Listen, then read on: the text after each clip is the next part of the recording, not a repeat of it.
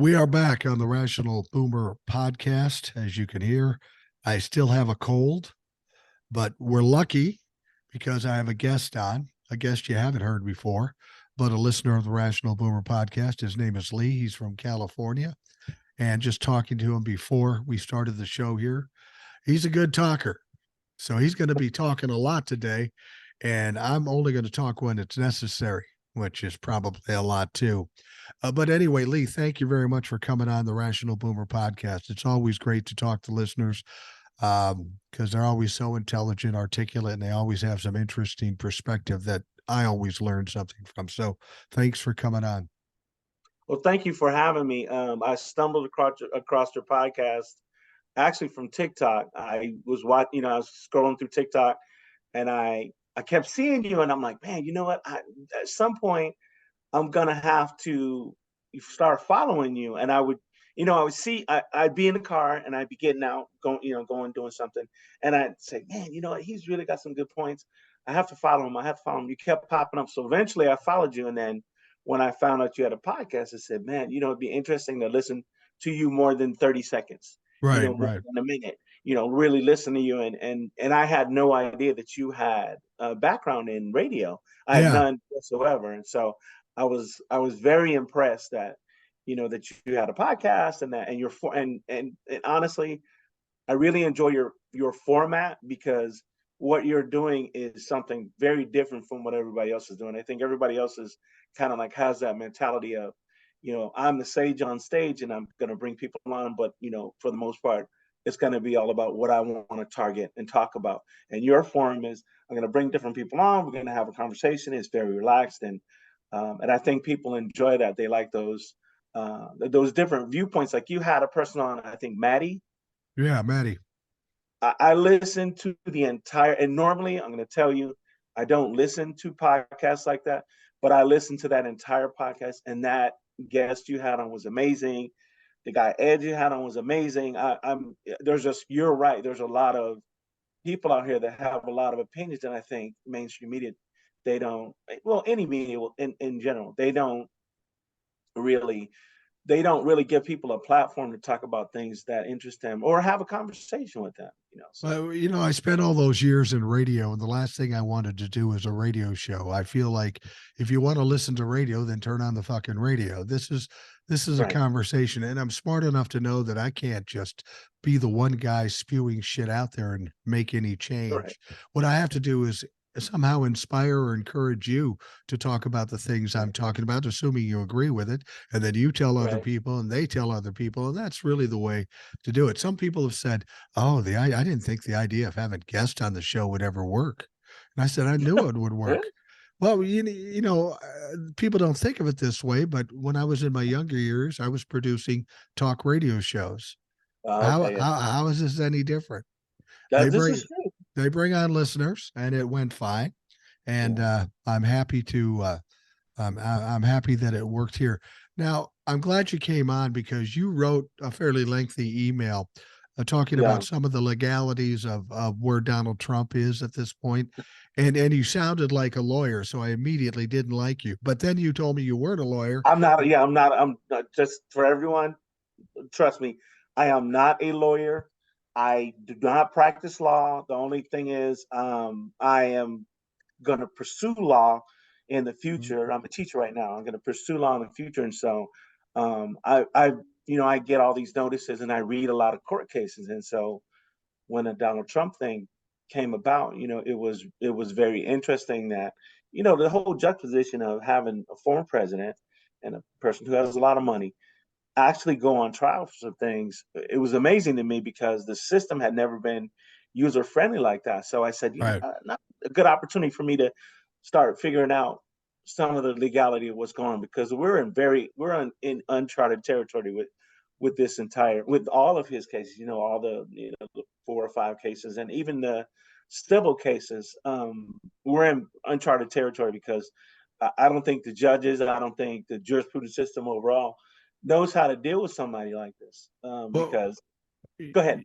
well, you're a teacher, so you're an educated man. But My wife is a teacher too, so I'm familiar with dealing with teachers. But people always tell me, "How do you know all this stuff? You must have a big education." Well, I never finished college, but I have the Um, one thing important that we all should have, and yeah. that's fucking curiosity. Yeah, I mean, yeah, absolutely. Curiosity and look into stuff and then try to determine what it's all about because we don't always get the whole story. So I appreciate the fact that you're not a lawyer, but you have a lot of knowledge about it. And that tells me you're curious. And I think that's one of the most important things we as a people can have. Yeah, I think over the, and I'm not gonna say this kind of with a grain of salt, but over the last maybe 30 to 20 to 30 years, people have become more uncurious about how things work, more uncurious about finding out. A lot of people don't read. It's amazing to me. I Yeah. have a picture on my in my room, and it's a picture of all these people walking around with their phones, and there's these two robots, and the robots are actually the ones doing the reading. So I always reflect on that with my students and say, hey, look, I get you guys love your phones, but you have to read because reading is very different from, picking up your phone and, reading a tweet or reading an Instagram post.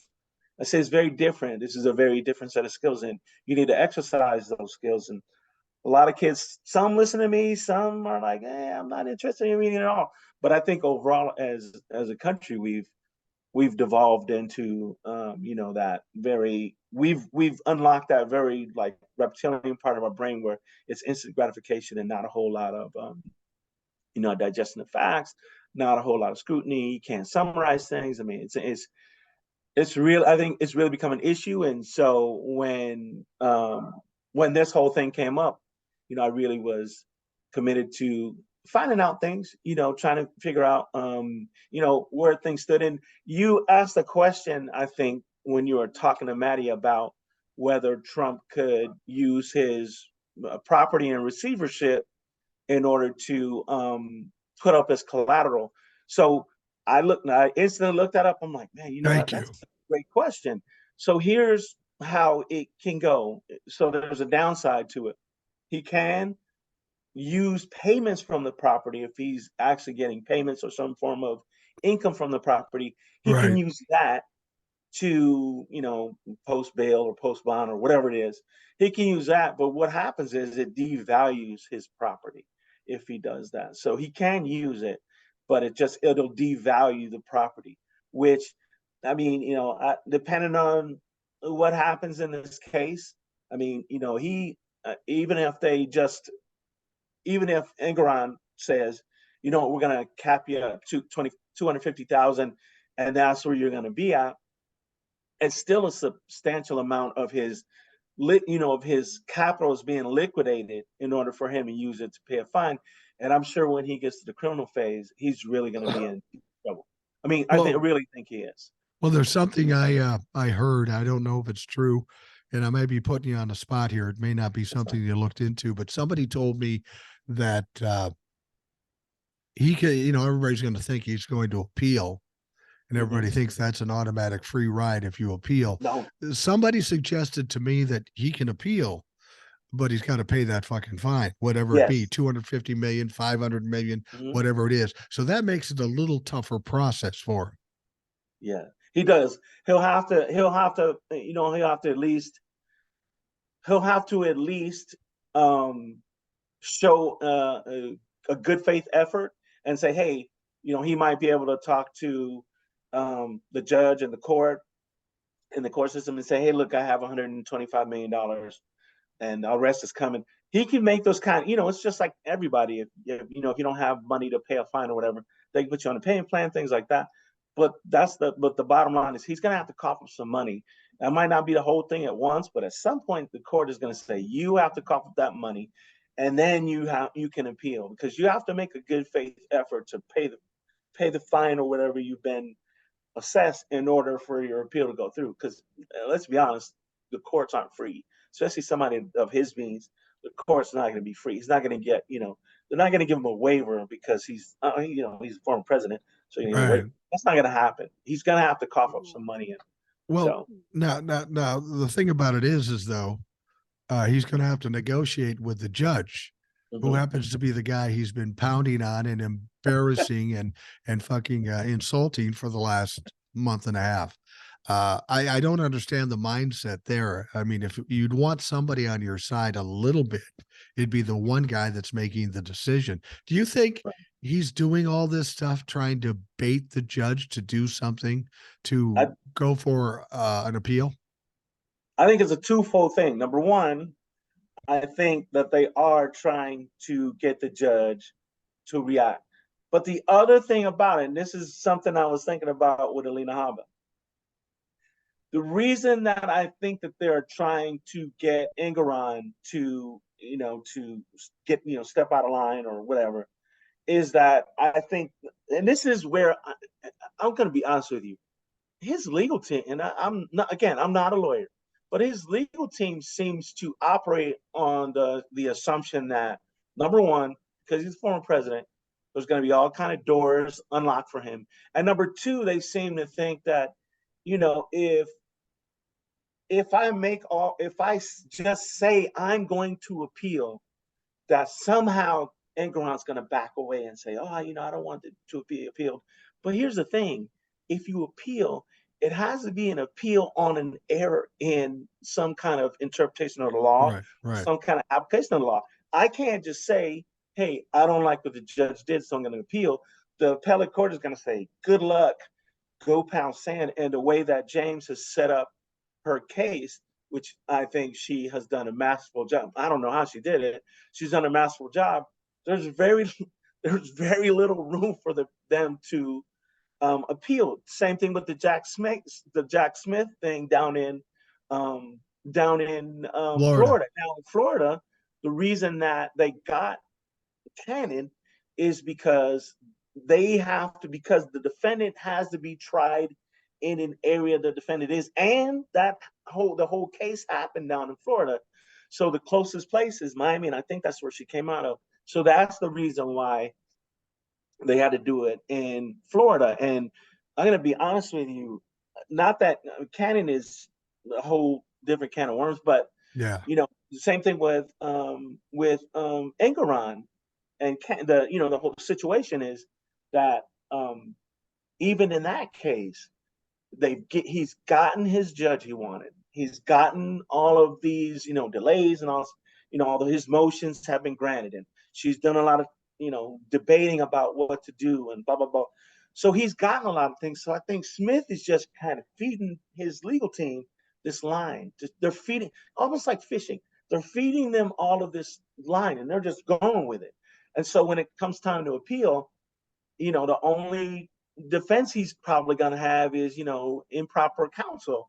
And when you do the improper counsel thing, man, you open yourself up to that attorney client privilege being dissolved. And Right. if I'm an attorney and I'm trying to defend myself, guess what the first thing I'm going to do? I'm going to tell all of your secrets because I don't want to end up in jail.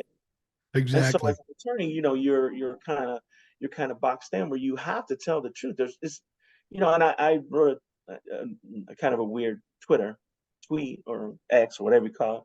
And I told somebody, I said, listen, some of you are upset because the judge kind of told Hobby to sit down and told Trump he had to be quiet and, I beseech you to control your client. But, honestly,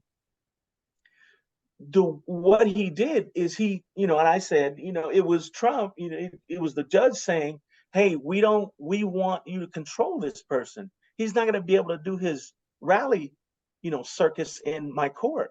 I'm here to ask him, I'm here to hear his answers for questions. I'm not here for him to do a rally thing and use my court, as Right. a rally point. I'm not going to do that. And I don't blame Engeron. I wouldn't have done that. I mean, you're a judge. You can't allow a person to do that. Well, Yeah. the thing about it is his behavior in that courtroom is crazy. People don't Yeah. act like that in the courtroom. I think we kind of felt like he would do that because that's his whole game. I mean, some people think that he's uh, that he's got strategies and he's doing this. What I get from him when I look from him, he's Yeah. just emotional. He's reactionary. He just spews out whatever comes to mind. Somebody says something, he pulls out anything he can think of and he attacks. There is no thought process here. There is no strategy. It's like dealing with a fucking petulant child. I mean, I think you hit the nail right on the head. A lot of, a lot of, a lot of things that he does is, for a person his age and for a person in his position. I mean, this not regarding him being president, but just a business person. You can clearly tell that he's been enabled to be in his own world and not be a part of what everyone else experiences in the world. So you can already tell that that's his worldview is, I'm me, and why isn't this person bending to my will? I'm me, and I'm Right. rich, and why so when you, and I think Manny brought up that point um of Trump being tied up into his his wealth and his power. I think, because he's a narcissist. I think you guys hit the nail right on the head that this whole thing is going to unravel him, and we haven't even gotten to the civil trial. I mean, the criminal trials. This is just a civil trial, and even with the kids coming in, with his children coming in testifying. I mean, they didn't do him any they didn't do him any No, favors, and they really showed that there's very little loyalty when it comes to them being by themselves if they don't tell the truth. no, you're absolutely right. And I've said before, and I'm curious as to what you think, based on who Donald Trump is, his narcissism, his unstable emotional state. I think this particular case, this lawsuit, may be the most devastating case he experiences because this will break him as a human being. And then when he gets to the criminal cases, he's it's like a fucking dead bug being swept off the fucking floor Yeah, because there'll be nothing left of he'll be a fucking puddle at that point. I agree with you. I really think that this, and it's funny that they had this specific, that this case, not that they indicted this because my neighbor's dog is barking. I'm sorry. No, don't worry about it. Not that that this case was tried first, and I think a lot of people were kind of like, I kept seeing people say, hey, this case is going to go anywhere, and let me shut the window. All right, no problem. Go ahead. Hold on one second. See, this is why I don't do it like a radio show. You'd have to be all slick and shit. We don't have to Right. do that here. We can get So up. I mean, I'm an old man. I may get up and go to the bathroom for all you know. I hear you. Anyway, go ahead. I'm sorry. Right. So so I just in bringing this case and prosecute this case, a lot of people were like, it's not gonna he'll beat it. There's no evidence here and all that. And instantly I start saying, you know what? There's real estate involved. There's assets involved. There's people that are looking to get money back from him, corporations involved. So I said, and those people can't afford, when you're dealing with a bank, you can't afford to have a bank go in and perjure themselves, because if No, they do that, now they're in trouble. You can't have accountants go in and perjure themselves. You can't have forensic analysts go in and perjure themselves, because they live and die by their reputation. So they can't do that. They can't afford to do that. So I think when he went in and he figured, and most people figured, he's Donald Trump, he's Teflon Don, he's going to be I said, no, this is going to be horrible. And the other thing I wanted to say is, for that documents case, and I think many people don't get this, when you're dealing with national security, it's like a never ending waterfall of things they keep disclosing about you, and they keep finding out, and they can constantly go back to that well over and over and over again, and you'll see it, that all these things will come out, and they'll say, okay, well, we're going to look into this, and we're going to look into that, we're going to look into this. That's almost like a treasure trove of things that the federal government, particularly DOJ, can keep going back to, even after, even if there's a judgment indictment against them and a conviction, they can go back and look at other things, they might right, not even have touched. So that documents case is really, I mean, I think all the criminal cases overall are going to be pretty bad for him, but that documents case is going to be something that, if Jack Smith wants to lean on it, or Garland wants to lean on it, especially if Biden gets reelected, they can keep leaning on it, man. It right. is a horror show for his legal team, and I wouldn't want to be in that situation. And by the way, the lawyers wanting, I think some of the lawyers actually, and I don't know how it's like this, but I think some of those lawyers went out already. I I do. I don't, think. I don't even know why they stepped in. I mean, we had an interesting turn of events, and I think people are taking a sigh of relief, but don't. Friday, Donald Trump's team asked Aileen Cannon to delay the trial. And she Yeah. came back and said, we're not delaying it. We are just keeping it as a start date as May. And so that was unexpected. They figured that they would side with Donald Trump.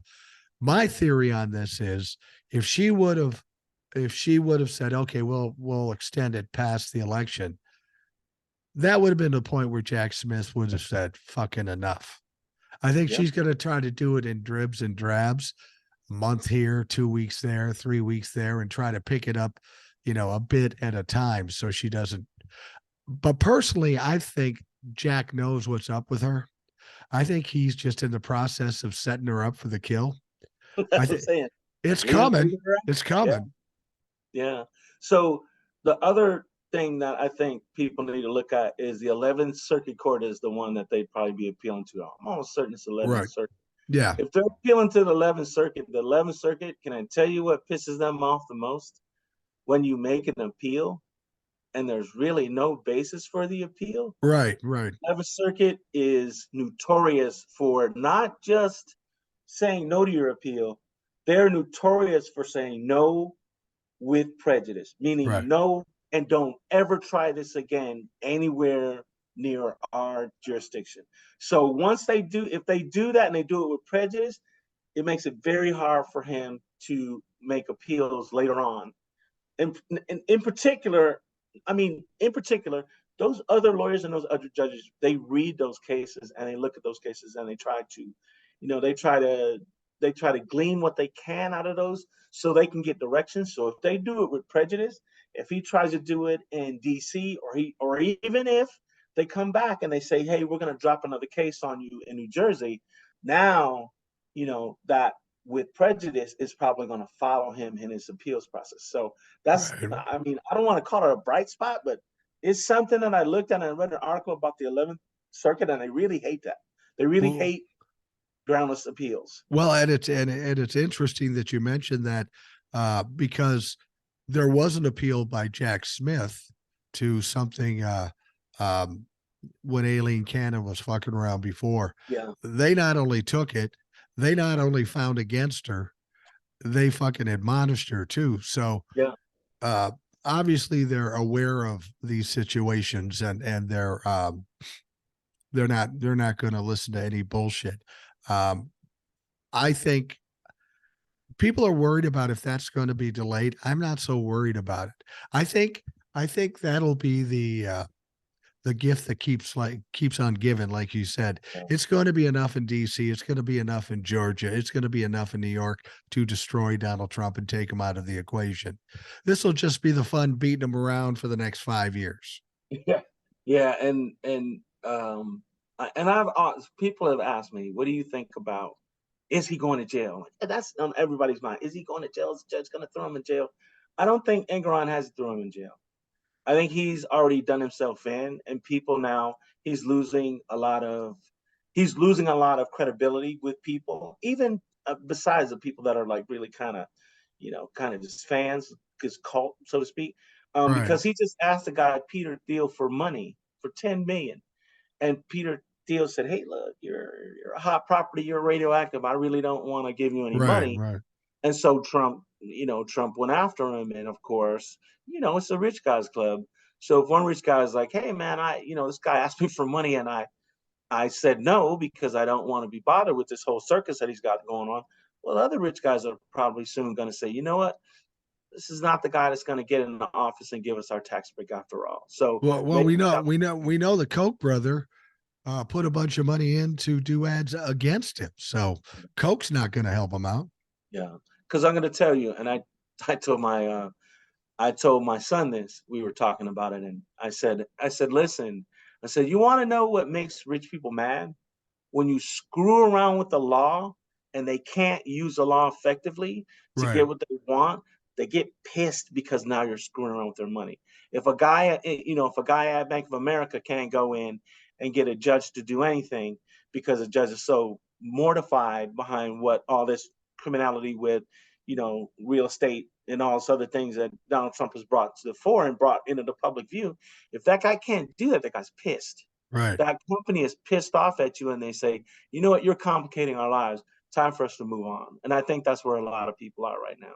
Well, I think, if you go back to 2016 when he became president, all the time he was president, there were a lot of people willing to stand by him, lie for him, whether they be companies or individuals.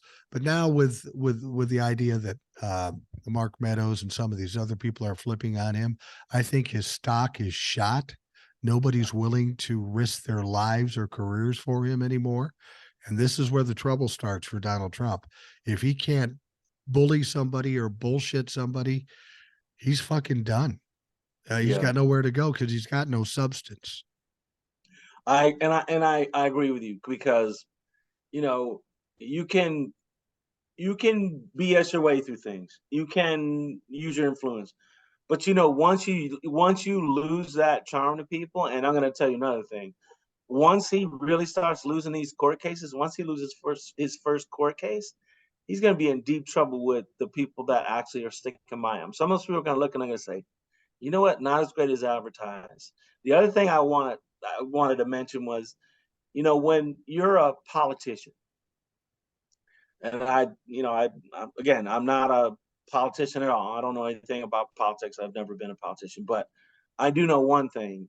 As a politician, you want to grow your electorate. You want to reach out to more Yeah. people. You want to more people, especially as an incumbent president or a former president. When all that the stuff went on with COVID, a lot of the people that they gave misinformation to and died, those were his supporters. A lot of the older people were his supporters. A lot of women were supporters of his because their husbands were supporters. But when you stand up there and you say things like, talk about how you alienate your electorate by saying, I created the vaccine, and they're already against it. Or you Right. say, I got rid of Roe versus Wade. Now all those women who voted with their husbands, they're looking at you saying, so basically you're saying that you're all right with me not having control of my body. And I'm gonna tell you, as a demographic, white women and ladies in the audience, I'm not trying to be disrespectful to you, but white women as a demographic, they're very issue conscious when they vote.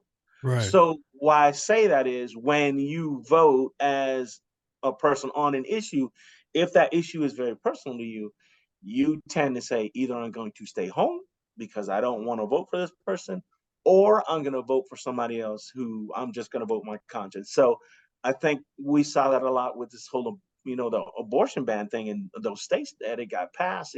Ohio, it got passed in Ohio, got passed in a couple of states. I'm like, man, those states they're pretty red states, and if Right. those, yeah, and if the majority of women voted against some of those candidates, you can just imagine that when that happens on a national level, a lot of women are going to vote that way. And in addition, these political people do this all the time. They never, ever, ever count in young people that vote. And young people have become way more active, over the past, I'd say even 10 years, way Right. more active. And they are always the wild card when it comes to elections. I think we've got a lot of issues going into 2024 that work against the Republicans. But if we got rid of all those issues, they weren't issues. I think the Roe v. Wade abortion issue is enough to sink them. We saw that in 2022. We'll see it in 2024 even more so because there'll be more young people. And I already know the commercial they've got. You mentioned it. There's Donald Trump sitting on stage, proud as a motherfucker, saying, yeah, I got rid of Roe v. Wade. He's saying the quiet stuff out loud. The same thing our Speaker of the House is saying. The Yeah, I got Republicans are going, holy shit, what did we do? Shut the fuck up. Don't talk I about that shit. and yeah, because that, yeah, as Mike Johnson is, he is. I don't think you know what? For Democrats, I don't think you could have scripted a better person Mm.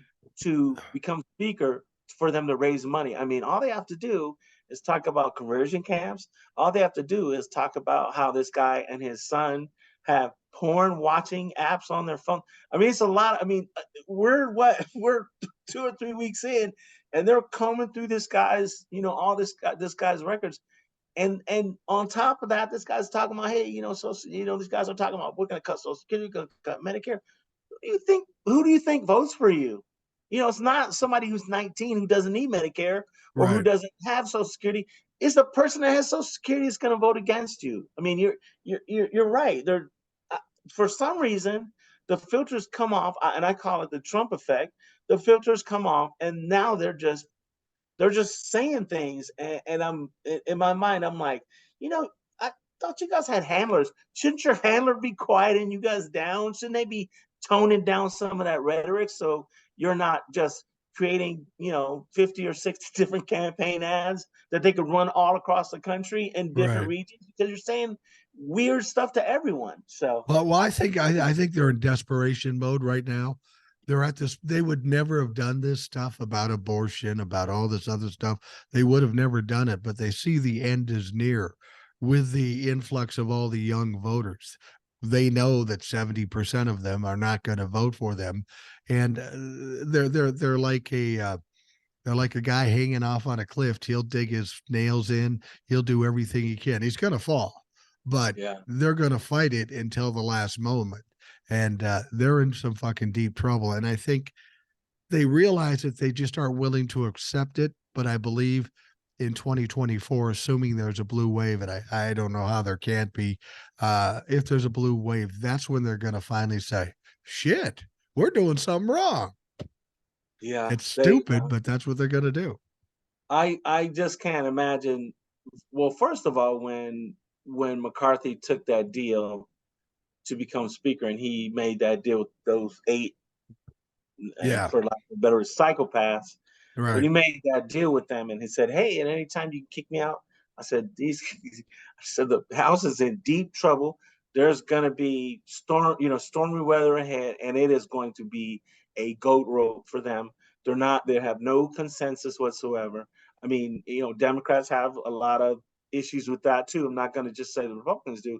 Democrats do too. But here's the thing: the Democrats understand what's at stake. I don't think the Republicans. I think you're right. They're in a bit of a state of denial and about the political reality of what's going on with the electorate. And I think they think, hey, let's double down on abortion, because at some point somebody's going to embrace that. Well, that hasn't happened, and you've gotten hurt in several elections cycles because of that. So I'm with you. I think that they're in deep trouble, and I think the quicker they get away from Donald Trump and some of these other lunatics they have in the House, the better off they'll be as a party. And I'm going to be honest with you.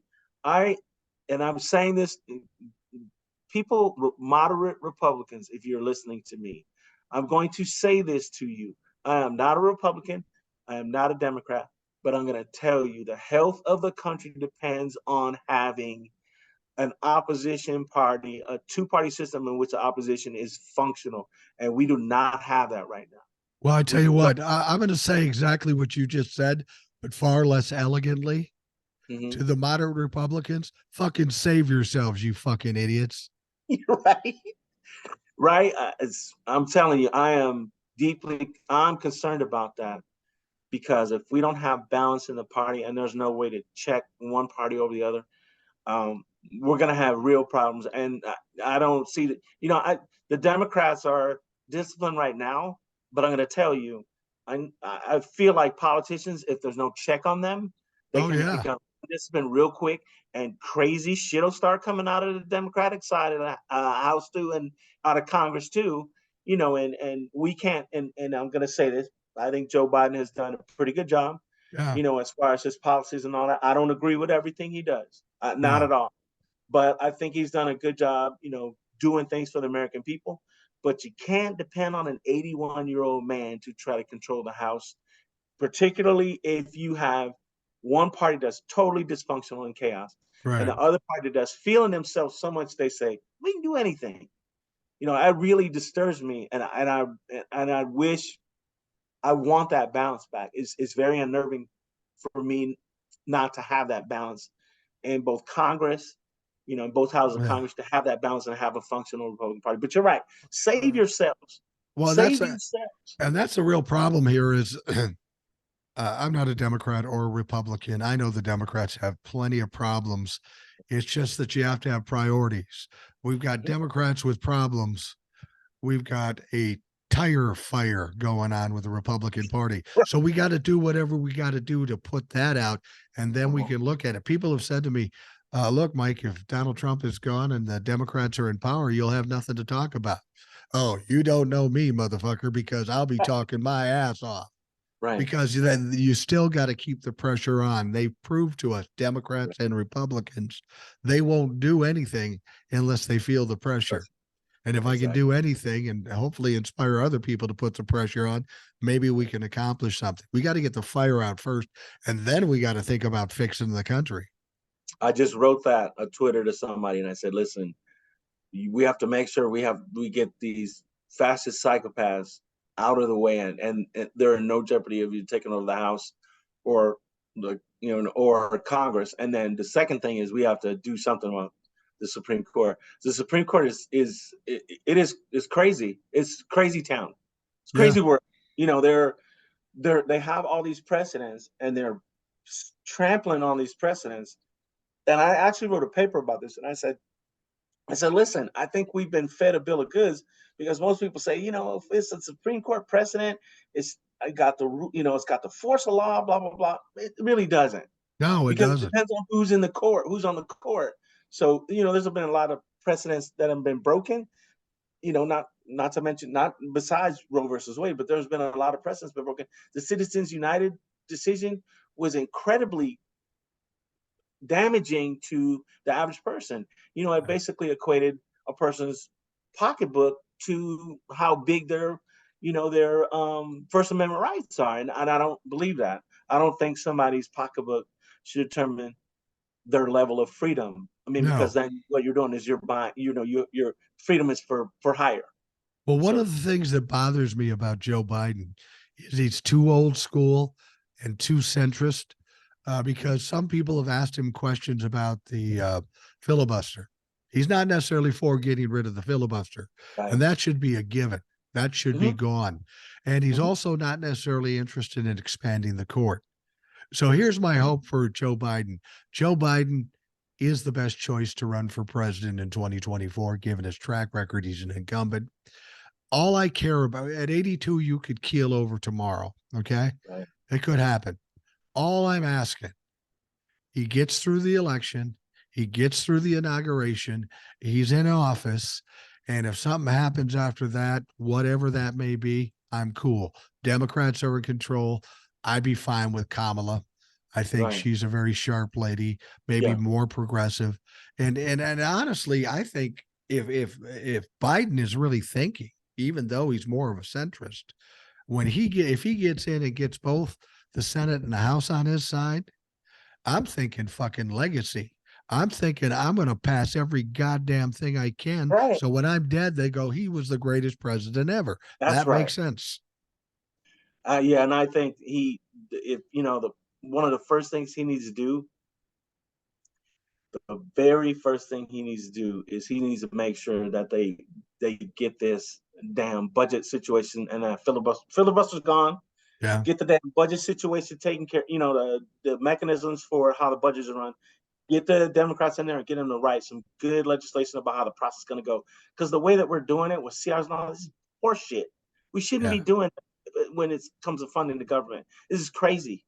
It's like we're playing brinksmanship, and we're playing with the United States credibility, financial credibility.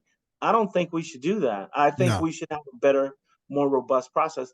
And the other thing is, I think when it comes to election laws, or sorry, gerrymandering, I don't think a politician have shit to do with that. They should No. stay out of it. Have a citizens brigade do that, and have that citizens brigade bring in experts that they need.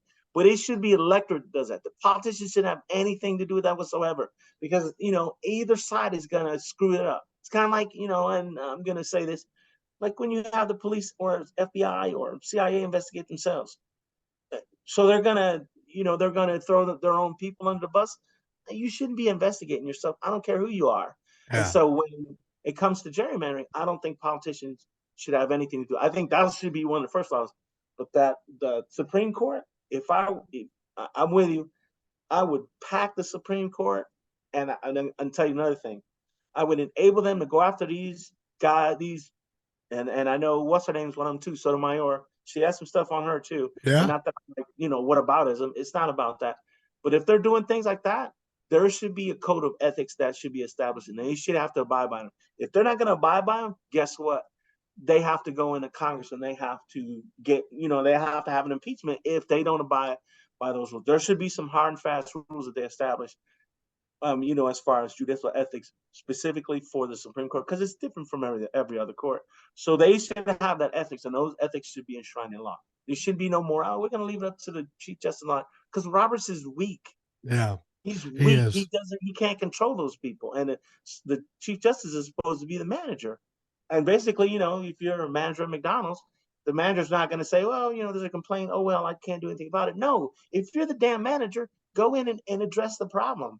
Uh, That guy should be on in Clarence Thomas's office on a daily basis saying, you know what, we're going to get rid of your ass yeah. because you're a bad employee I and you're think costing us. I think lifetime appointments to federal judges and Supreme Court judges is just asking for trouble. You're getting 100-year-old people that don't know what the fuck they're talking about, out of touch, don't represent the people, especially now that we're getting younger people. They're making bad decisions. And then it becomes a fucking lottery for politicians. Oh, the Republicans in, so let's make the most of it. That's not the point of the Supreme Court. The Supreme Without a solid Supreme Court, it's hard for us to have a democracy, and we don't have a solid Supreme Court at this point. So that is, with all the shit going on, it's hard to focus on that. But that's one of the most troubling things we've got going on. Yeah, I don't understand why. Well, first of all, I don't understand why Obama was kind of hamstrung, but I don't Yeah, understand why Biden didn't try to do that when he had, or when they had a little bit of control, because they took over in what, 21, 20, was it 2021? 21, 21. I would have tried it then. I would have said the hell with it and went in and said, "Hey, look, I know I'm brand new, but let's change the composition of the court because, having what's the name on there, Kavanaugh, and Kavanaugh have some real issues with, in the FBI, they should be took to task about not properly vetting that guy. That he did some stuff in his past, and we Yeah. all have stuff in our past, but the stuff he did was Not pretty that stuff.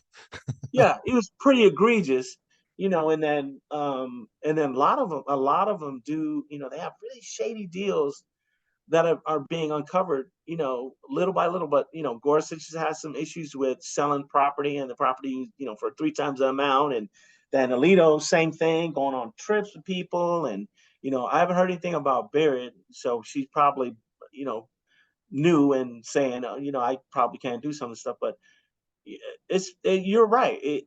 It needs to be addressed. And the lifetime thing should be gone. That should be the Yeah, first thing gone, I right? agree. And then you should have a certain amount of cases under you in order for you to become a judge, because Cannon is overwhelmed. She is taking a lot of time because she does not know how the law works. There's a difference between being a judge and being a lawyer, and even as a lawyer, I don't think she had enough time to be an No. effective lawyer. Same thing happens in education, Mike. I'm going to tell you.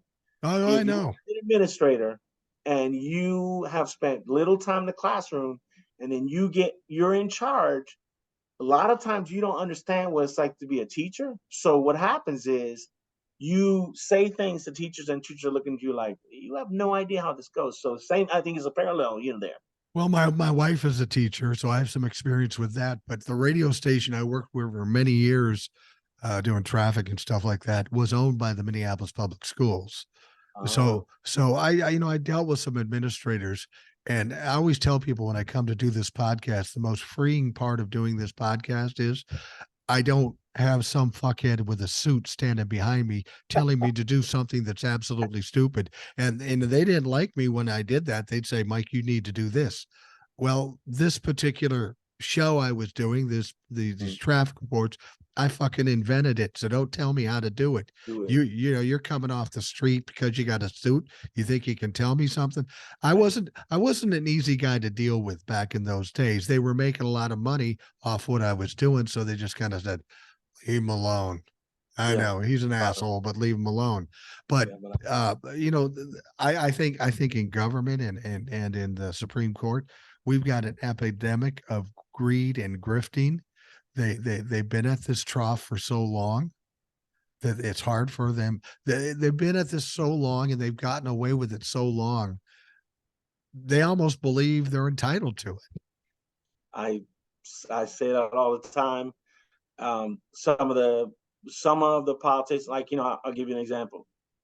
And I am not, again, people in the audience, I'm not denigrating um the lady that was up here in California, Barbara Feinstein. Is Yeah, that her name? Feinstein?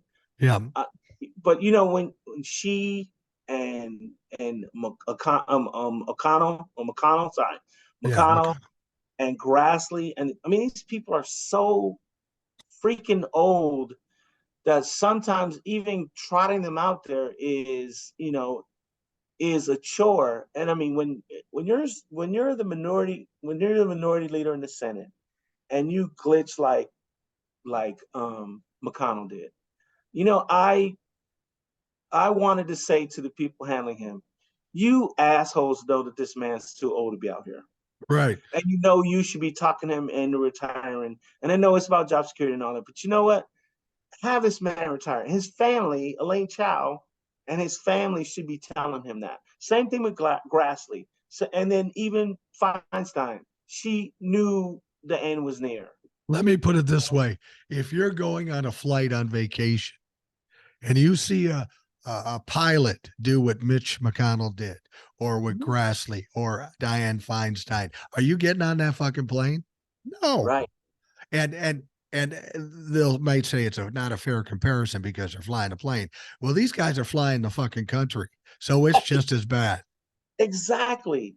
I mean, that's exactly, my point is these people have an immense amount of responsibility and not only that, power. So here's my thing. If you have that much power and you have people around you who understand that you have some incapacity, what are those people going to do? I mean, who do you think goes to Washington to start a career? You think people that are like, hey, you know what? I'm just a good guy and I'm apple pie Chevrolet kind of guy and I'm just going to do the most honest thing I can. No, the people No, that go there are usually attorneys and people that are in the know and people that have means and have been around money. And what they want, the reason that they go in there and do those grunt like jobs is because they want access to power. They want to be close to power. And so those people can whisper in somebody's ear if they're incapacitated and get them to do things that they normally probably wouldn't do on their own. So that's my absolutely. whole point of it. You Yeah. know what, Lee, I'm going to take a quick break. As Yeah. I do, we'll Yeah. take a quick break, and we will be right back. Okay.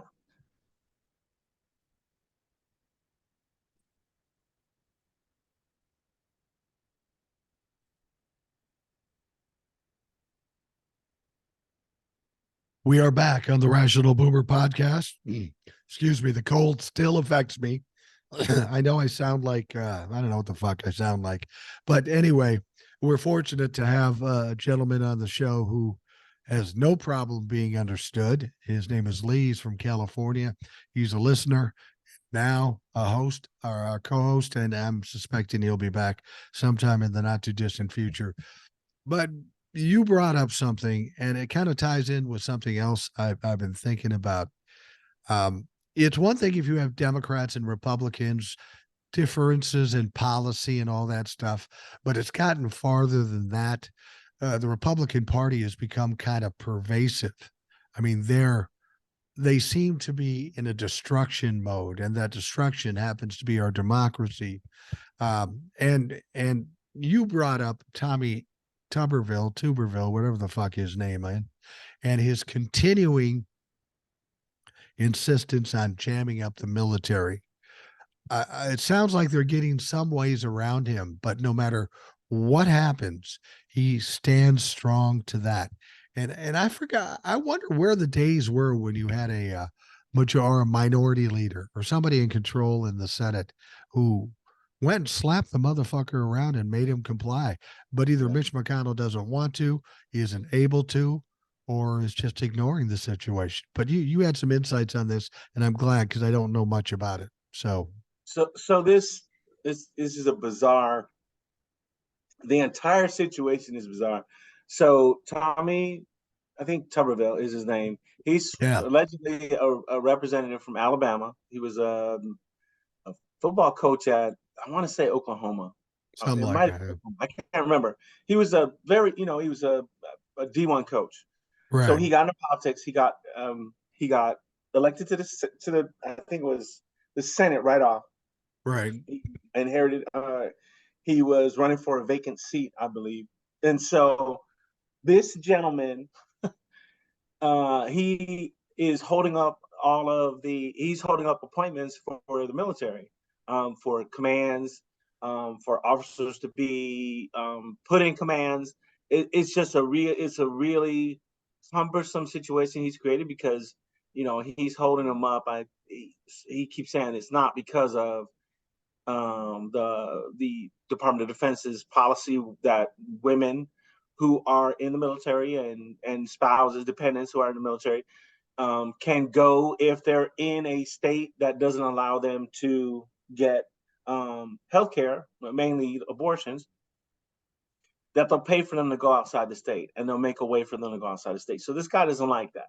He right, thinks that the military should follow.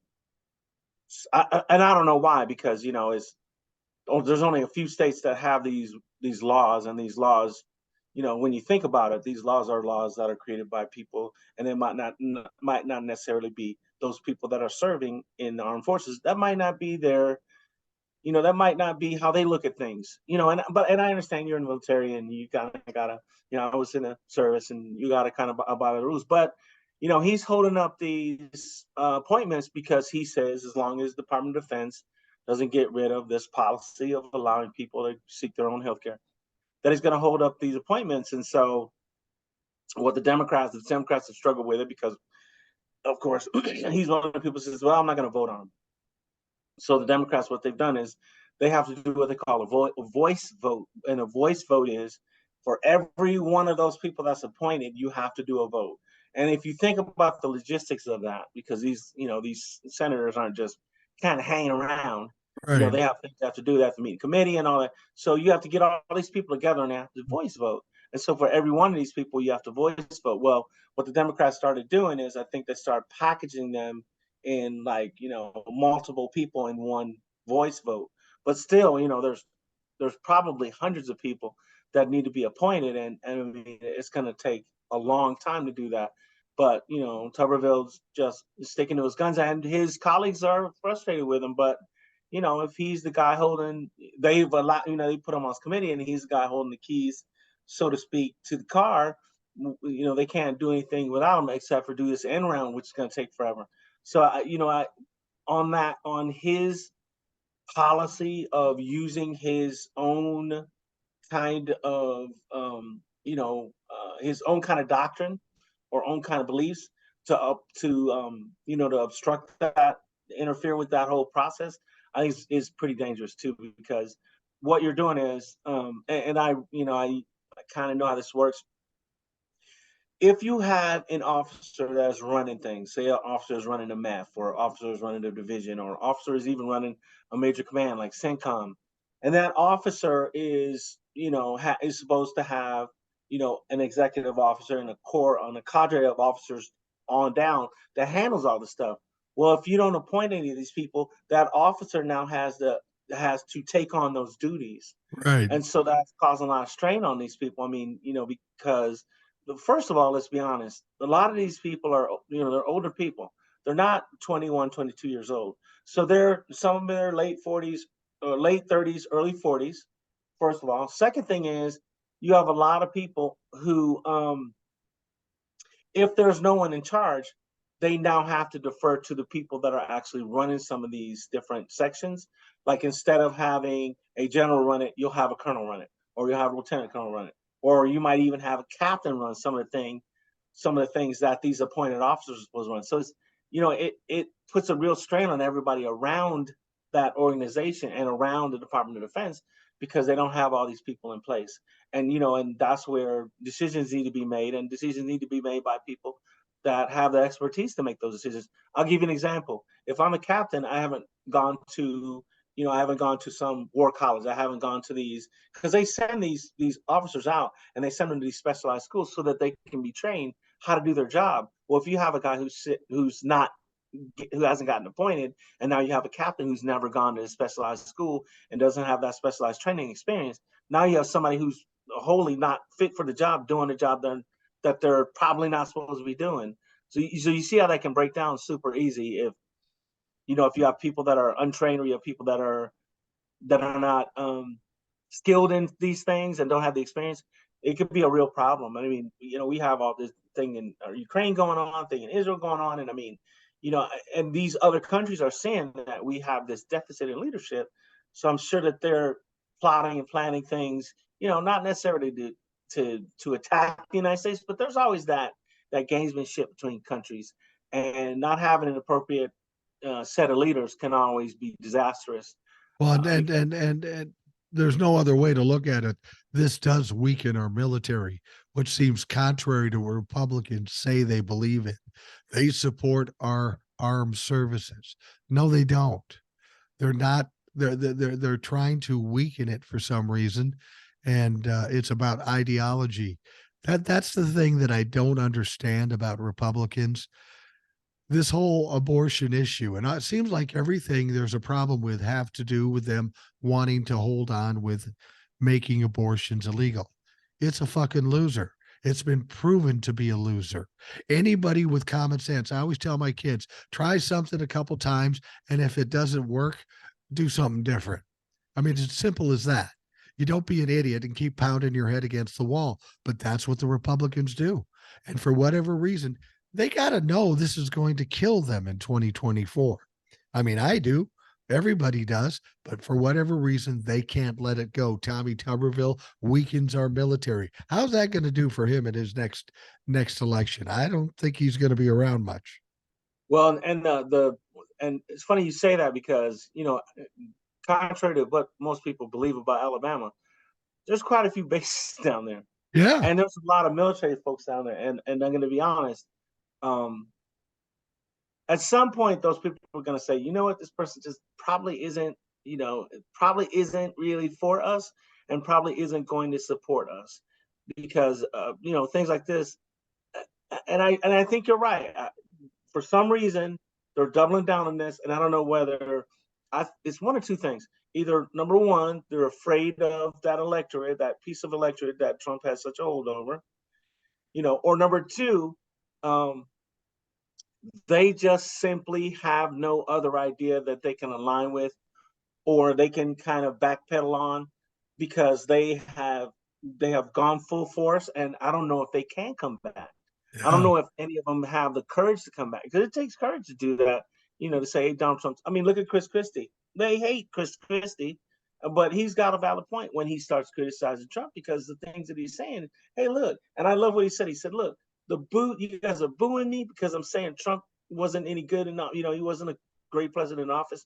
He did a lot of things." He said, "But your boo's not going to do anything for the country. You got Well, to have he somebody look out for the country."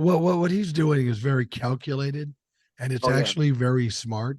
People want to side, you have this debate up there, and nobody talks shit about Donald Trump, the leader amongst them, except Chris Christie. And Chris Christie has realized something, that the people that will be pissed off about what he says about Donald Trump would never vote for him anyway, because he's not Donald Trump. So what he's trying to do is wake up the moderates and the conservatives and yes, say, hey, there might be an out to this. If you just yes, come with me, we can fucking finally get rid of this clown. It's a calculation. I don't know yeah. if it works for him or not, but somebody had to do it. I'm just amazed it took this long for somebody to do it.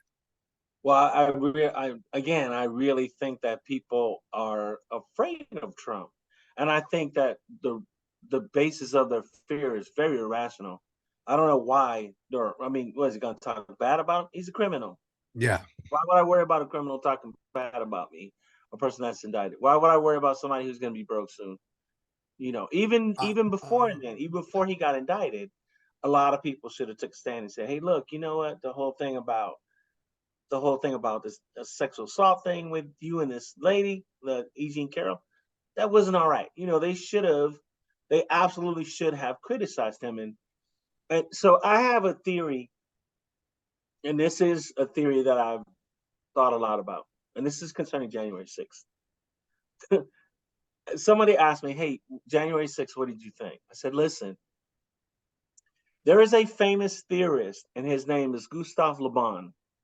And Le Bon specialized in crowds, in mob behavior, because he was around during the French Revolution. And Le Bon said, usually people, when they get into a crowd and a mob, they become a part of a one collective. You know, right, right. their mind is a collective. They're just like, hey, we're pissed, or we're whatever, we're very passionate, so we're just gonna go do our thing. But I read another book by a guy named Mark Galanter, and it's about cults and other things. And so he was saying, and this is what I think happened on January 6th. I think some of those people got in there and they were so fired up, and my man, you know, he really fired them up, and they went, and as a collective, they went and they attacked people and they attacked the Capitol. And then I think once they started to realize that, you know what, these guys have cameras, and you know, and the press has footage of us. I think some of them were a mob and a collective, like Le Bon thought. And I think after they started thinking, my God, what did I do? That whole, you know, that whole Mark Glanter mindset took over, and they said, all right, maybe they won't recognize me, or maybe they'll, you know, they'll collectively punish us, or, you know, I think that they were a mob and they turned into individuals because they started to understand that, you know, what I did was break the law. And so a lot of them, and even now, I think some of them will never admit it, but a lot No. of them, they had that mindset of, we're a mob, and we're doing this because we really believe in this. And then they start realizing the implications. And the weird thing about it is, most of those people that went to January 6th, these weren't toothless wonders from some shack down in, you know, BFE. These are very accomplished people, which a lot of people think, you know, this is that typical Trump, you know, the typical Trump supporter. It's not. These are very accomplished people. I mean, you got to come from wherever you're at to DC. That takes money. You can't do that in a bus. You're not going to catch the ground bus. You know, you Well, got to have a way to get there. we're waiting to find out, but I think Ginny Thomas maybe had something to do with I'm delivering these hoping, people up. Yeah. I'm Jen, hoping, because you know what? She and Leonard Leo and all the rest of those folks that have done all this nefarious stuff, Meadows too, and that's why I think they're so afraid of Meadows, because I think Meadows knows where all the bodies are buried, and he has been tuning up since he went down to Georgia, and I think he's going to continue. I mean, how do you not get an indictment through the feds, you know, and you're guilty of sin, you don't get an indictment? Man, they must have been. This guy must have told the whole story. I yeah, mean, I know yeah. Jack Smith can't wait to get his behind in DC. Well, and I was telling this to Ed too yesterday on the podcast. Mark Meadows just isn't telling on Donald Trump. He was the conduit between everybody and Donald Trump. And all those people were connected to Proud Boys, Oath Keepers, and whoever the fuck. So if he's turning over his text messages, his emails, he's telling on Donald Trump, but he's also telling on every one of those motherfuckers that were making their comments or whatever they were doing or doing tours. Agree. um, you know, we're all waiting for sitting members of Congress and people like Ginny Thomas to get indictments. And people say, do you think it's going to happen? And as far as I'm concerned, I don't know how it can happen because they've only indicted Donald Trump because they want to keep it simple and get that one out the door. But Mhm. he didn't do it alone. And all these No. people, we already have seen evidence of what these people have done. And once they flip Mark Meadows, as far as I'm concerned, that trial's over. Donald's done in that one. Right. And that, I think, might also be the reason why they can't back away from that position. I think as long as they think there's a chance Donald Trump might get out of this, like a slim chance. Yeah. I think they're holding on to hope. they might think, you know what, he might be able to slip the noose and then get back. And it's when you're put in a position where you know that the hammer is going to come, that axe is going to come down. You start praying to Buddha, you start praying to Allah, Yeah. you start praying to everyone to say, please save me. And I think that might be one of the reasons why they're just riding with this guy, because they say, if we can ride and we can hold the public off long enough, perhaps we can sneak by and do. And that's why I'm really afraid of the elections, because these guys are going to pull out all the stops. These Republicans remind me of a movie, Dumb and Dumber. You remember when Jim Carrey was talking to Lauren Holly Right, and he says, "What are the right. odds that a guy like me could get together with a girl like you?" Mm-hmm. And she said, 1 in a million. And he Right. said, "So you say I've got a shot?" Exactly. That's it. I mean, they're hanging on to everything. I'm convinced there's a lot of people that are sidling up to Donald Trump that will not walk away until he's dead. And I'm not talking about mortally dead necessarily. That could Yeah. happen too, given his condition. But I mean, Yes. dead as a power of any sort in the Republican Party. It'll Right. take that before they walk away from him. And it'll Right. be too late for them. Like I've always said, the stink of Donald Trump will permeate your body and it will never go away. Yeah. Well, I'm going to tell you, I think there will still be a lot of legal action going on. It's 2023 now. There'll still be legal action going on behind this in 2033. I Probably. still believe it, because there's so many people out there, and I know the people in Congress.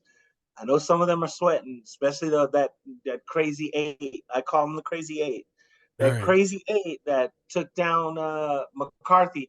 And don't think for 1 second that if they come for some of those people, that McCarthy won't flip, because it seems Oh totally yeah. else to flip and give information. I mean, and remember, McCarthy has that whole giving Tucker Carlson that January 6th footage and not having the authorization to do that. So McCarthy's not out of the woods either.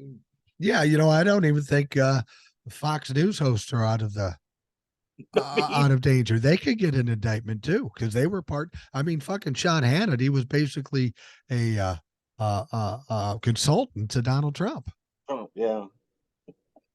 Yeah, it's and you would think that they would learn for this. And you know what? So that is it the Smartmatic case is coming Right, up. right, right, And that right. thing's worth I mean, they're suing them for 2 billion, I mean with a $1 billion. And Smartmatic has already said that other case that they had that they settled, Fox settled, good for them. We want our money. And I think they're Well, gonna get it because the preceding case, not Smartmatic, I can't remember the name of the company that Dominion. uh Dominion. Dominion, if Dominion got that money, Smartmatic's probably gonna get every cent that they want. Well, I think Smartmatic has taken a different, and I hope they stick to it. We were all disappointed when Dominion settled with Fox. Mm-hmm. Not even because of the money. It's Yeah, because of airing out the dirty laundry. And right. and what I've heard about Smartmatic over and above the money, they want to expose this shit, and it's a good idea so this doesn't happen again. Yeah, that's right. Put it out in the public. One of the greatest detergents in the world is sunlight when you're Right. doing dirty deeds. Is put it out there. Let people understand your congressman, your senator, your district attorney, your attorney general, your whoever. They were all involved in this. So I think it's fantastic that Dominion is going to air that out and listen, depose them, drag them into court and depose them. I love, if there's one part of the law that I love, it's deposition. You know Yeah. why? Get in there and you lie, you're going to jail. Right. You can't lie in court if you're being deposed. If you lie and they catch you, and that's why I love Jack Smith, the way he and Willis are handling their cases. Because I'm going to be honest with you, when those alphabet boys come for you, the Department of Justice, when they come for you, they already have their answer. They're Right. waiting to find out how much time you're going to get.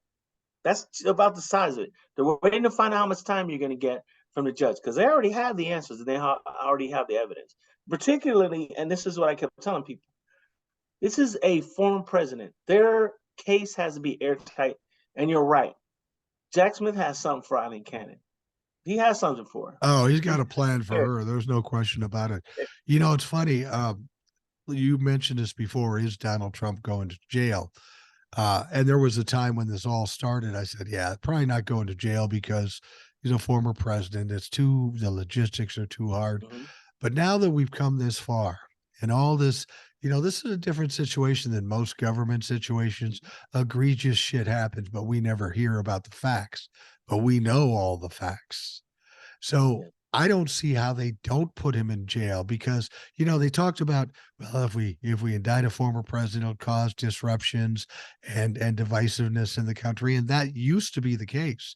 But Donald Trump has done far more than any other president. I think personally, I don't even want to compare him to a president. When you look at all he's done, he may be the most prolific criminal in In the history, history of anybody, I agree. politicians aside. I don't think they can afford not to put him in jail Yeah, because that's going to cause the problems they were worried about if they indicted him. I agree, and I think that they have. I think since all this has transpired, they don't. Let me explain this to people. Prisons aren't as medieval as you think they are. Right. Number one. Damn. Number two, yeah. Number two, they have special populations that they have to put away and they have to keep separate from other people. Right. So, think about all the senators that, a couple of senators have gone to jail, a couple of congressmen have gone to jail, a couple of attorneys general have gone to jail, governors have gone to jail, mayors have gone to jail.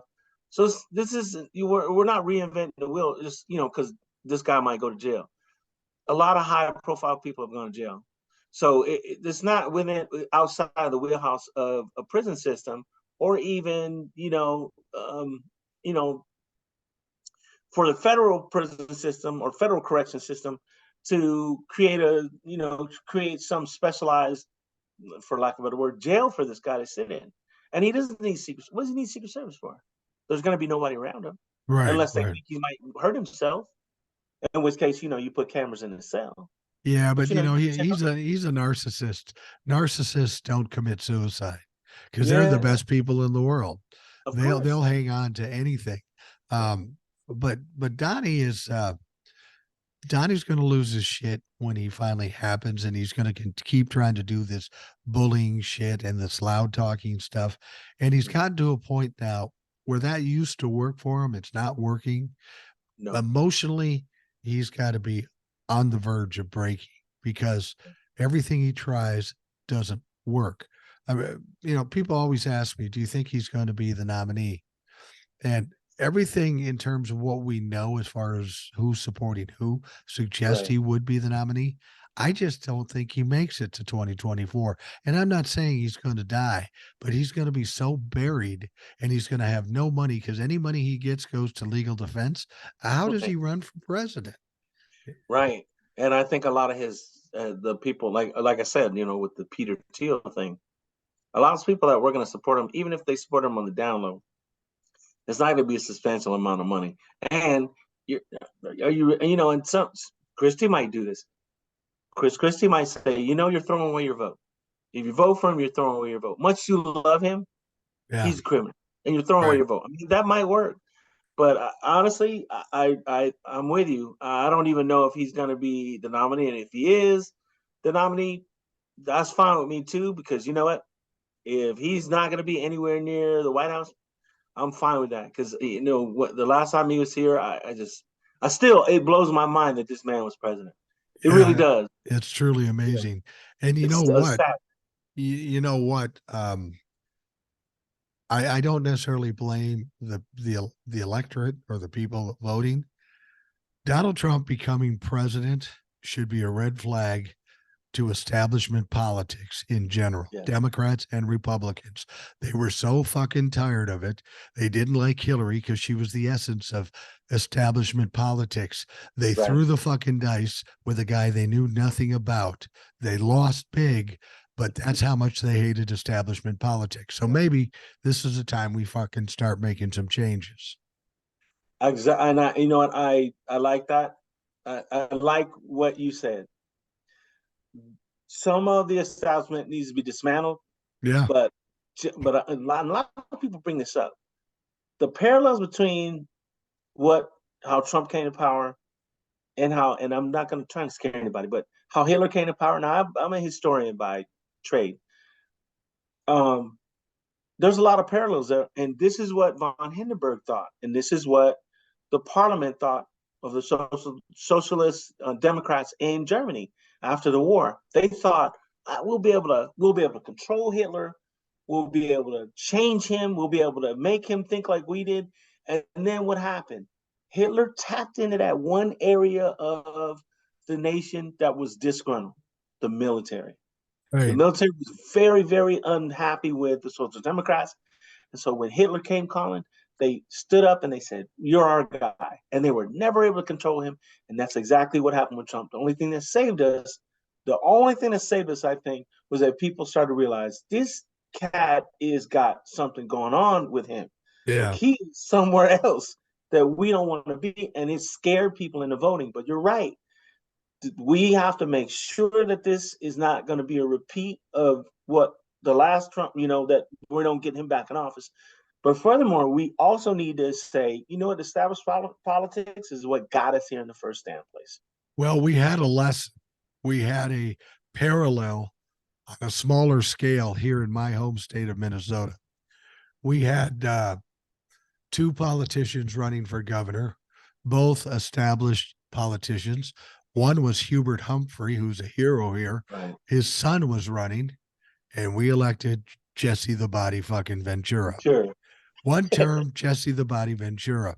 It was a horrible thing, and I was working in conjunction with the DOT when he was president. I mean, there's actually been worse governors than him, but that was a shit show. He was like Mike Johnson, and Donald Trump and a lot of the others way over his head. And instead of saying, "Hey, I don't know something, maybe you could help me," he said, "I'm just going to do it my way. I'm going to buck everything. I'm going to buck the entire state government or the entire federal government." I've said this many times before, and I think Donald Trump has proved me right. So there's two kinds of people. If you don't know what you're doing and you're looking for help, you'll be cool. But if you don't know what you're doing and you think you're a fucking genius, you're dangerous. And that's exactly what Donald Trump was. I agree. I mean, a lot of things. So I read this book called The Fifth Estate, and a colleague said, "Hey, read this book. It's a pretty interesting book." And so the more I read this book, the more I was like, "Man, the guy who has his hands on the levers of the power, we're probably in trouble because this guy wasn't appointing anybody. He wasn't looking after anything." And there's the department. So the book really focused on the Department of Agriculture. And the Department of Agriculture is huge. It deals with toxic waste. It deals with nutrition. It deals with a lot of things. All this, it's this giant bureaucracy that's all wrapped. All these other different elements are wrapped into it. Well, the one thing they had is that they had these gigantic, like they're almost like gigantic containment mechanisms or pots or whatever you want to call it. And they hadn't appointed anybody to watch these things. So there was one or two people watching these things while this guy was trying to appoint people, which he really wasn't. So, the more I read that book, the more nervous I got about like, hey man, we as a steward of this, the steward of this country, this guy's totally not, he's totally not tapped into like how awesome of a responsibility he has. It was disheartening me. I mean, it was a great book. If you ever, people in the audience, ever get a chance to read this book, it's called the Fifth Element. I can't remember the name of it now. I said it earlier, but I read that Fifth book, Estate. Fifth Estate, I think, and it was a great book, great read. But you gotta think, when you get somebody who doesn't know what the hell they're doing, and then they're tasked with all this stuff, and then you get reports like, "Hey, these guys didn't know how to turn the lights on." Yeah, it's kind of spooky when that guy has the nuclear codes. Because what if some knucklehead says something, or somebody's in a flurry, or some military officer makes a mistake and says, "Hey, the Russians have just launched," and this guy says, "Hey, you launch too," without having any level of discretion about him, any level of curiosity, like you were saying, any level of awareness at all, and makes a mistake. And I mean, it could be a a disastrous mistake. And so you're right. And somebody Well, with that level of curiosity, somebody with that level of discipline, somebody with that level of ability for discourse is a dangerous person. I think Donald Trump did one good thing in this country, but when he did it, what ended up coming out of it was probably the most disconcerting thing we could ever imagine. Donald Trump basically brought all the corruption and the weakness in this government to the surface for all to see. I mean, whether it be the January 6th committee putting out subpoenas and people just ignoring them. I mean, prior to that, if somebody said, you got a congressional subpoena, you go, holy fuck, I got to go. Clearly, you don't have to go. The No. DOJ hasn't been able to act. It showed our DOJ, our Congress is virtually toothless. I mean, Yeah. they went on reputation for a long time. It's like when I was a kid, Right. I got in one fight and I won. And then after Mhm. that, I just lived on that shit. Oh, he's tough. I saw that fight. And then I never had to fight. I just have to act tough. And that's how Right. Congress and our DOJ has been. Oh, don't you Yeah. dare fuck with them. But then when somebody fucks with them, they got nothing. That's Yeah. disconcerting to me. Yeah. And what's horrible about the DOJ is they've allowed themselves to be bullied Yeah. by not and listen, and not just Trump. They've allowed themselves to be bullied by Reagan. They've allowed themselves to be bullied by Daddy Bush. They definitely allowed themselves to be manhandled by W. Bush. I All right. mean, you think about it's just incredible how, what's his name? Gonzalez, the guy who was the acting attorney general when Right. Ashcroft was sick. This guy goes into a room and tries to make Ashcroft sign this paper while this guy's sick so Yeah. that they could, legitimize all the crap they were doing. I mean, for lack of a better word, what a douchebag thing to do to Yeah. go into this man's sick and have him sign things. And then the wife has to shoot a guy away. Like, hey, man, my husband is sick. You guys have to wait on this. And, Gonzalez, I need to sign. Well, yeah, you do. But at the same token, show some human decency. And that's the Well, thing that I think that was lacking with the way Trump ran his White House. There was no sense of decency. no, that the Republicans and Donald Trump's administration completely was devoid of any decency. And that's something you would expect out of this country. I mean, the reputation and the history of this country, hopefully at least we have some shred of decency. But when Donald Trump was in office, we had zero decency. It was all about adversarial infighting. We got a guy. Uh, yeah, I told somebody once, well, what do you think about Donald Trump being president? I I said it's kind of like a drunk toddler driving a semi. It's fucking crazy. Right, I mean, right. that's how bad it was. I mean, he didn't know what he was doing, and instead of listening to anybody, I mean, we see how he doesn't listen to anybody. We watch his lawyers say the most ridiculous, stupid fucking things, and they know better. I just don't understand why they continue to do this. Is it because of the money? Well, you better get a lot of money because your career is fucking over after it's done. And yeah, and I'm honestly, I'm in agreement with you because I don't know how long Alina Howard's going to have her license. And the other Uh, guy, I think, was trying to pull the ripcord. What's his name? Koss or Cass, whatever his name is. The other Chris lawyer, Keiss, yeah. Ice. I think he was trying to pull the ripcord and get himself jettisoned off that case by saying that wild stuff he said to Ikaron. I think he was pulling the ripcord to try to get off. I want off this ride, and I think Hava is she.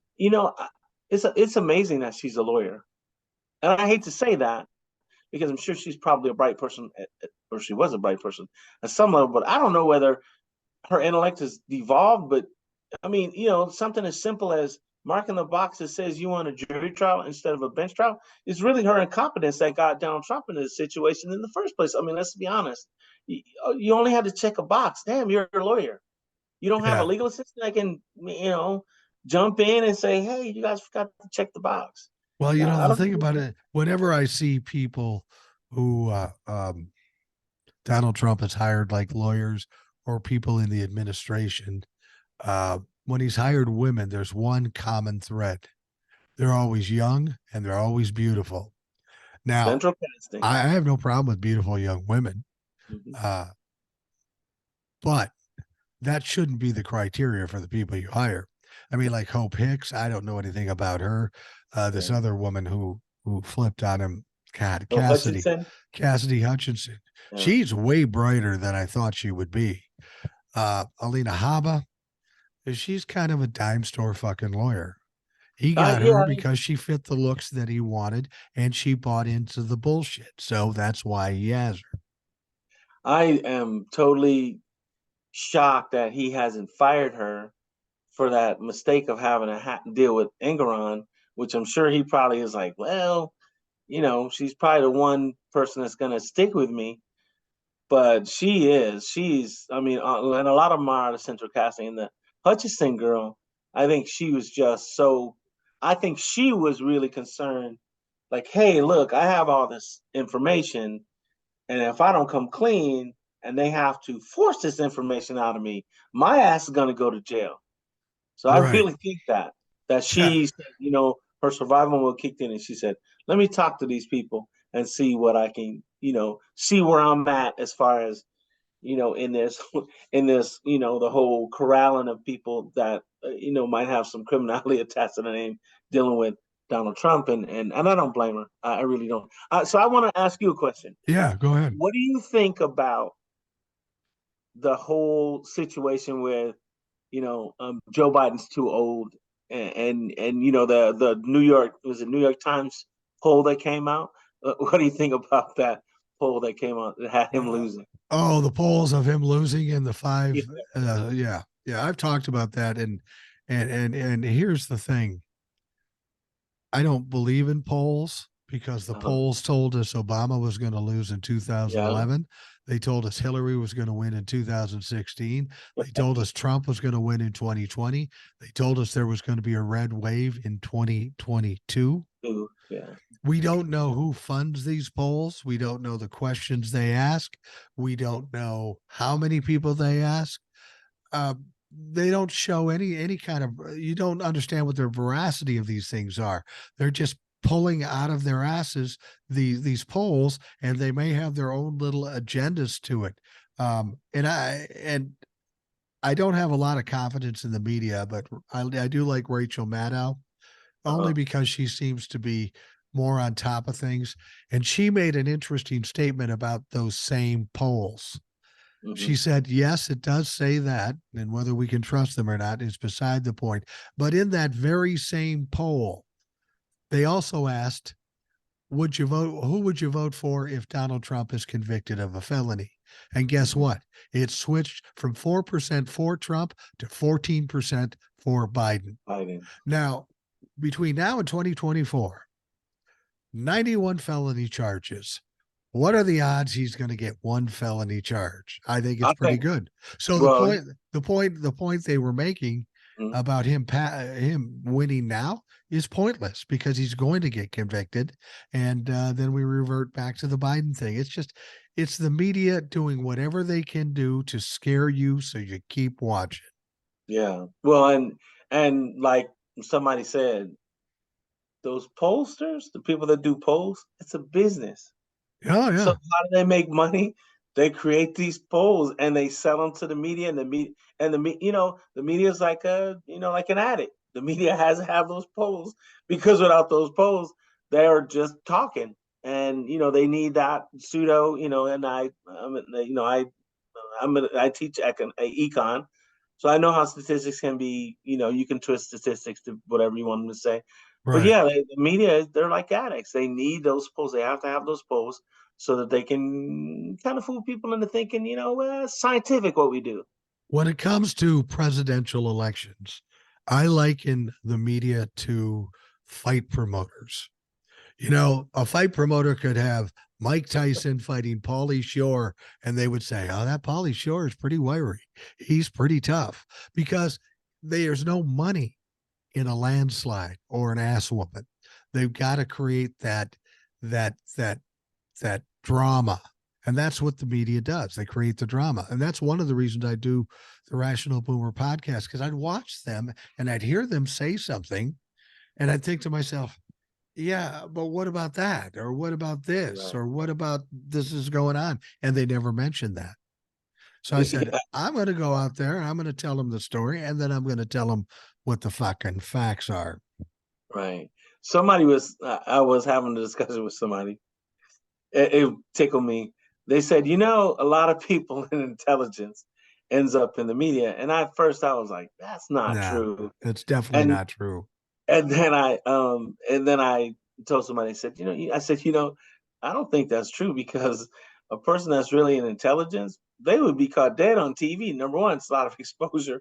I said, but number two, they'd have to do such crazy stuff on there that even if they were in intelligence, they wouldn't be in it for long because Yeah. the wild things that the media stokes up. It's just amazing to me. And let's be honest, the media is owned by rich guys, and rich Oh, guys yeah. have an incentive for somebody who's going to cut their taxes to be in office. And if that person happens to be Donald Trump or Chris Christie or Vivek Ramaswamy, whatever his name is, whoever it is, that's the guy they're going to back. So if you want to know who wants a tax break, see who they give the most money to. That's the guy that they're dependent on to give, or a lady that dependent on to give a tax break to. Put it this way, I worked in the media for 40 years. I work with people in television. I work with newspaper writers. I work with a lot of radio people. And I'll just put it to you this way.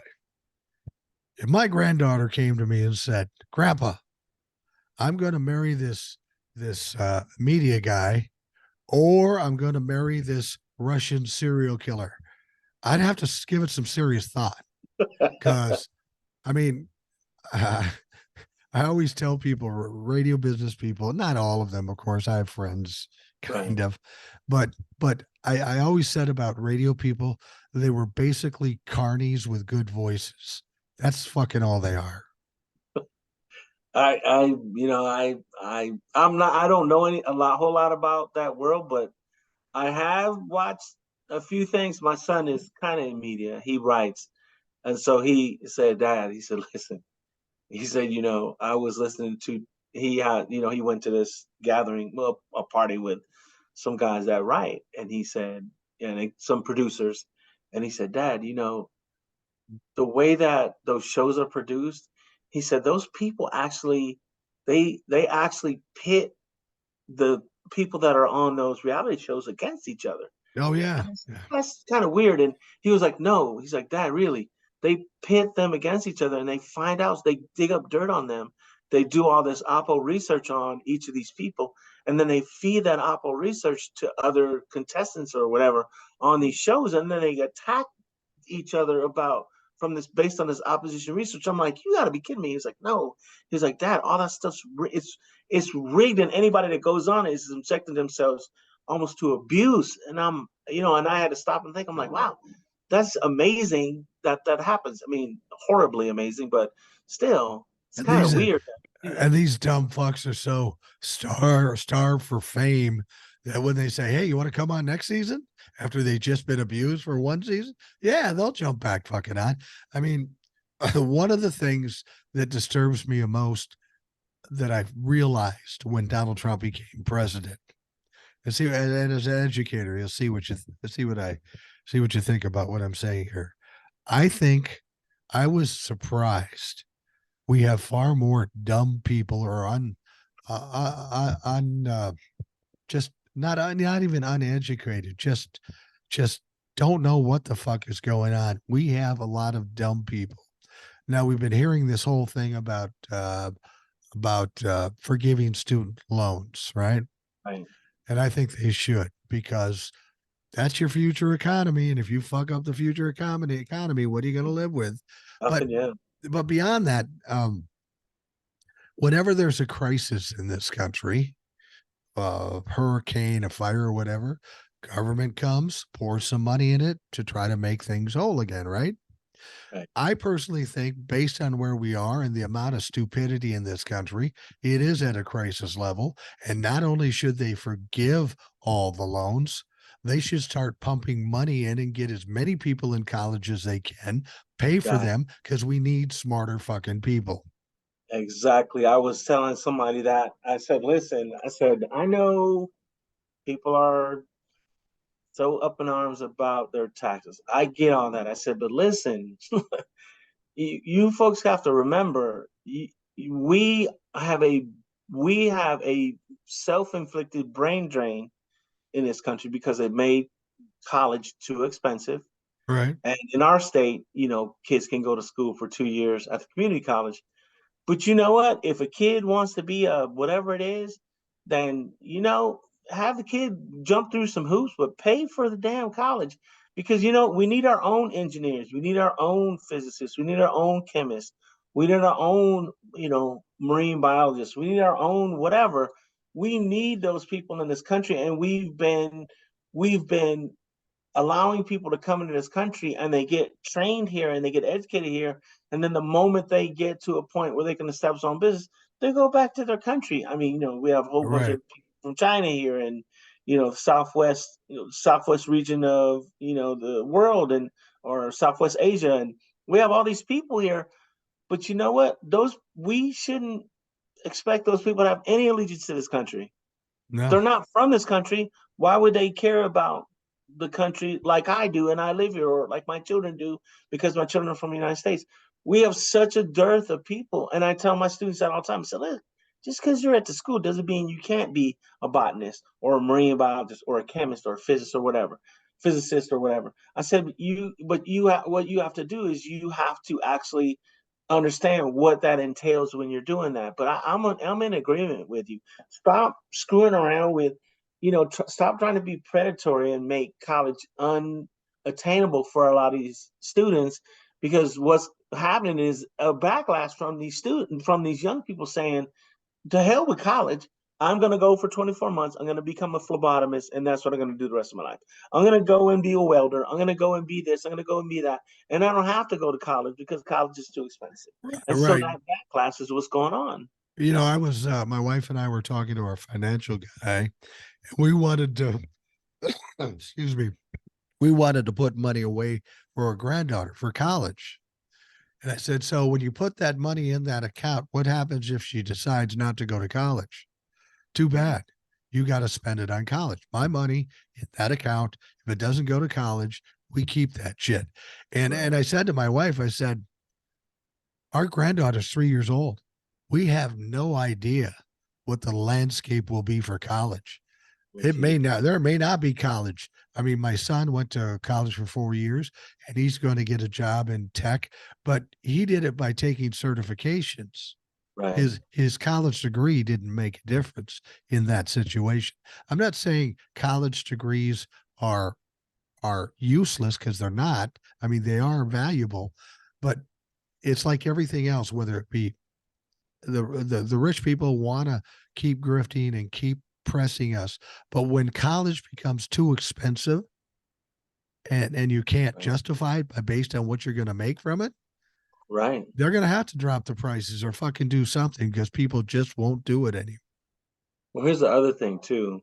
I love how people are saying we're gonna, how people on the right always want to attack the public school system and with vouchers and all this other stuff. Yeah. Okay, you want to do that? Let's play this out. If you don't have a kid in school and you don't have no any means for a kid to be in school or be somewhere where that kid's productive, you know what that kid's gonna be doing? I'm from Detroit, by the way. Yeah. So I lived in the city of Detroit. I lived in the city of Detroit in the 80s, and I went into service in the late 80s.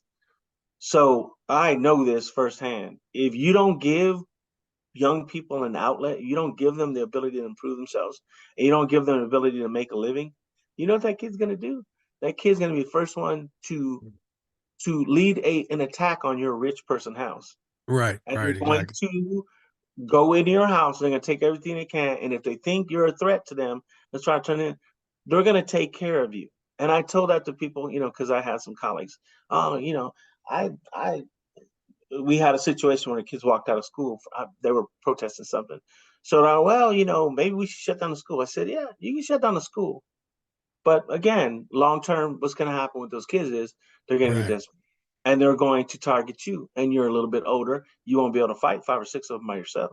So No. they're going to overtake you, and that's what's going to happen. We're going to have lawlessness. And I'm going to tell you, the reason that I decided to go into teaching was I went overseas and I saw lawlessness in other countries. And I said, I can't possibly imagine my country being like this.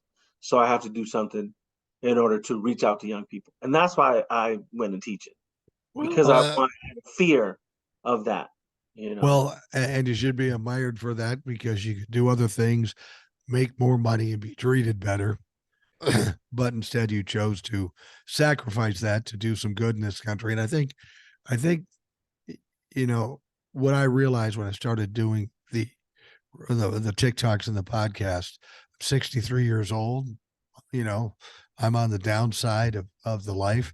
And after all the things you do and you try to make money, get rich, get famous, all that shit, um, it comes a time where you say, I just got to do some good. Now, Yeah. it's different for everybody. What can you do? What talents do you have? What abilities do you have? Unfortunately, my only talent is talking. So this is what I do. But I think everybody should look at that. What can I do to help? Everybody's so worried about gathering up everything for themselves and hoarding it. That's therein lies the problems we have now. Nobody's giving a shit about anybody, and they aren't thinking to the future. Like with the student loan thing, some guy says, "Well, I paid my bill, and they should pay their bill." And I said, "No, wait a minute. First of all, when you paid your bill was when I paid my bill, and it was affordable. Now it's ridiculous." I said, "But you're going to retire, right?" And he goes, "Yeah." I go, "You own your house?" And he said, "Yeah." I said, "Is that a big part of your retirement?" "Oh, yeah, I'll have a lot of money from the house." What happens if all those kids that you insist on paying their loans back either can't qualify or can't afford to buy your house? What happens then? Your fucking house gets cut in half as far as value, and you just kicked yourself in the ass. But that people don't get it. They're just too thick to understand. That's what amazes me about people when they say, "Oh, I'm a Christian." So, and I always have to ask them, "Okay, so you're a Christian, right? You believe in the tenets of Christianity and all that." I say, "You know what? I've read the Bible, but what part of it says you're supposed to be rich, and what part of Yeah. it says you're not supposed to be looking after people, and what Right. part of it says you're supposed to own a gun and be able to have access to a gun when you have issues?" I mean, I'm all for Second Amendment, but if you're having issues, I was raised. My father's from the South. I was raised around weapons even before I went in the military. And the one thing he taught us is, hey, look, this is a serious tool to be used. And you never brandish this thing and you never put your hand in that trigger wheel unless you mean to use it. And Right. you better be sure that you want to use that before you even decide to take it out and brandish it. You Absolutely. better be absolutely sure that you want to pull that trigger, because once you pull that trigger, you can't take it back. And he Absolutely. preached that to us. We were little kids too, 6, 7 years old, and he taught us how to shoot. And he told me that. He said, the minute you pull this thing out, you better be ready to use it, and you be ready for the consequences. So when I talk to people, I always ask them, and I'm not, uh, I don't try to, and I'm with you. I'm not a super organized religion guy, and I believe I'm on the same way of thinking you are, where they made this a club, and there's a club, the club manager is the guy that's getting all the money, and he's managing the club for God, and God just happens to have a cash flow issue every Sunday, and that kind of thing. And so I always question people about, hey, do you really believe in that, or is there some kind of, or I ask somebody, is there another book that I'm missing that says Yeah. you're supposed to be greedy? And but I really question this whole family values thing people say they have. And so, like this the new Speaker of the House guy. I'm not one to cast aspersions, but I am. there's some stuff about that guy that's really unsettling to me. Yeah. It really Yeah. is. It's going to come out. I We're gonna have to wrap it up here because we've gone long, but it's gone very fast in doing it. I appreciate that. But talking about religion being a club, and I don't, I believe in God, I pray, I do all that stuff. But I'll just say this to you: if you're all set on being in a club, the way it's set up with God, you can take in a VIP pass and go past all the fucking middlemen. right? It's easy. You don't need somebody to tell you how to do it. You don't need somebody to talk for you. You just go direct. I mean, if you're really committed to God, then fucking go straight. What do they say in the Bible? The only way through to God is through Jesus, if that's what you believe. He didn't say the only way to God is through Jesus. Well, then the Presbyterians and the Catholics and the priests and Right, the minister never said that. right, Um, right. Well, the one thing I want to say is, so going overseas, you face things. right, And here's what I want to tell people: when you're sitting in a foxhole and you're in 12 inches of water, and there's no preacher there, you know right, who you reach out to? You reach out to two people. First of all, you reach out to your mother and you right. say, I love my mother. I want to see my mother. And I've seen guys do that. But the second person you reach out to, especially when things get heavy, is you start to say, you know what, Almighty, I need to start partnering with you because I want to get out of this. Yeah. So for all the people that say, hey, you got to go to church for that, I'm in agreement with you.